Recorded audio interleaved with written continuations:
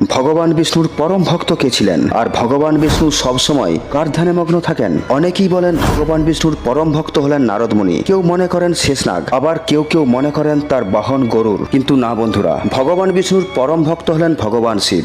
এক সময় মাতা লক্ষ্মী ভগবান বিষ্ণুকে জিজ্ঞেস করেছিলেন, হে স্বামী, আপনি সবসময় কার ধ্যানে মগ্ন থাকেন? তখন ভগবান জানিয়েছিলেন তিনি সবসময় মহাদেবের নাম জপ করেন এবং মহাদেবের ধ্যানে সবসময় মগ্ন থাকেন। অন্যদিকে মহাদেব একবার মাতা পার্বতীকেও জানিয়েছিলেন তিনি সর্বদা বিষ্ণুর সপ্তম অবতার রামের নাম জপ করেন। তিনি বলেছিলেন, আমাদের মধ্যে কোনো ভেদ নেই, আমরা একই পরম তত্ত্বের দুইটি রূপ, আমরাই সৃষ্টি করি, আমরাই পালন করি, আর আমরাই ধ্বংস করি। তাই হে দেবী, নিজের ইচ্ছা, নিজের ঊর্জা এবং নিজেদের অসীম শক্তিকে নিয়ন্ত্রণ হেতু আমাদেরকেও ধ্যান করতে হয়। বন্ধুরা, ভগবান শিব ও ভগবান বিষ্ণু এই লীলার মাধ্যমে আমাদের বোঝাতে চেয়েছেন সৃষ্টি ও সংসারের ভারসাম্য হেতু প্রত্যেক ব্যক্তিকে ধ্যান করা উচিত, নাম জপ করা উচিত। অহংকার নয়, বরং ঐক্য ও বিনম্রতাই হলো মূল শক্তি।